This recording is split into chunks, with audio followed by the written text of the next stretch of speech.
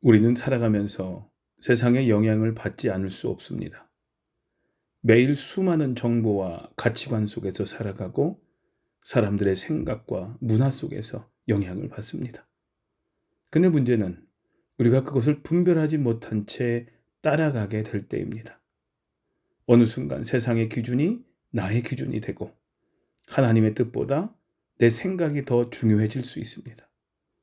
그래서 하나님은 우리에게 세상을 따라가지 말고 변화된 삶을 살라고 말씀하십니다. 오늘 우리에게 주시는 하나님의 말씀은 로마서 12장 2절입니다. 너희는 이 세대를 본받지 말고 오직 마음을 새롭게 함으로 변화를 받아 하나님의 선하시고 기뻐하시고 온전하신 뜻이 무엇인지 분별하도록 하라. 사도 바울은 먼저 이렇게 말씀합니다. 이 세대를 본받지 말고, 여기서 본받는다라는 것은 단순히 흉내내는 것이 아니라 세상의 가치관과 사고방식을 그대로 받아들이는 것을 의미합니다. 성도님들, 세상은 끊임없이 우리에게 말합니다. 더 많이 가져야 행복하다고 말합니다. 더 높은 자리에 올라가야 성공이라고 말합니다. 남보다 앞서야 가치 있는 사람이라고 말합니다. 그러나 성경은 다른 길을 보여줍니다. 섬기는 사람이 큰 사람이라고 말씀하고 나누는 사람이 복된 사람이라고 말씀하며 하나님을 경외하는 것이 인생의 가장 큰 지혜라고 말씀합니다. 그래서 믿음의 사람은 세상의 흐름을 무조건 따라가는 사람이 아니라 하나님의 말씀을 기준으로 살아가는 사람을 말합니다. 그렇다면 어떻게 세상을 본받지 않을 수 있을까요? 바울은 이어서 말씀합니다. 오직 마음을 새롭게 함으로 변화를 받아. 성도님들, 진정한 변화는 겉모습에서 시작되지 않습니다. 마음이 바뀌어야 삶이 바뀝니다. 사람들은 환경이 바뀌면 행복해질 것이라고 생각합니다. 직장이 바뀌고 형편이 나아지고 문제가 해결되면 좋아질 것이라고 생각합니다. 물론 그것도 중요합니다. 그러나 성경은 먼저 마음이 새로워져야 한다라고 말씀합니다. 하나님의 말씀으로 내 생각이 새로워지고 하나님의 은혜로 내 마음이 새로워질 때 내 삶도 변화되기 시작하는 것입니다.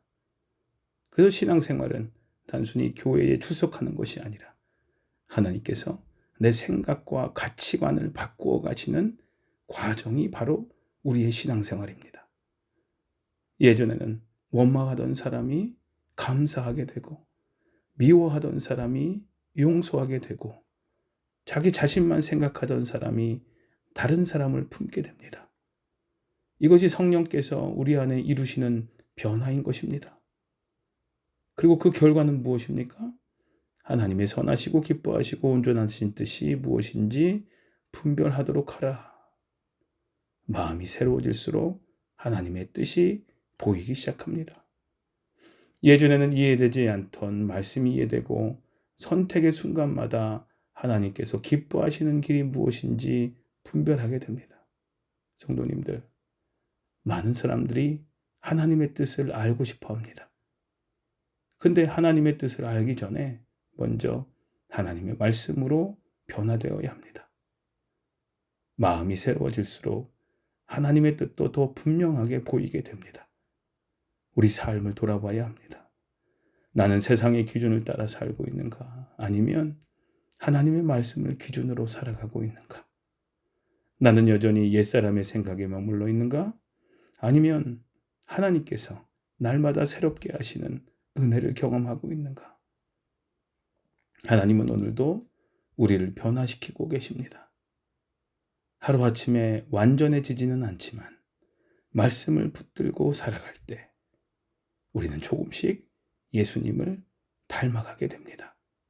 오늘도 하나님의 말씀으로 마음이 새로워지고 하나님의 뜻을 분별하며 살아가는 복된 하루가 되시기를 소망합니다. 기도하시겠습니다. 하나님 아버지, 세상의 가치관을 따라 살지 않게 하시고 하나님 말씀을 따라 살아가게 해 주십시오. 저희의 마음을 날마다 새롭게 하시고 성령님의 역사로 변화되게 해 주시옵소서. 하나님의 선하시고 기뻐하시고 온전하신 뜻을 분별하며 살아가는 믿음의 사람이 되게 해 주시옵소서. 예수님의 이름으로 기도합니다. 아멘. 주님, 오늘도 말씀으로 새로워지게 해 주십시오 하는 기도를 잠시 더 하는 시간 갖도록 하겠습니다.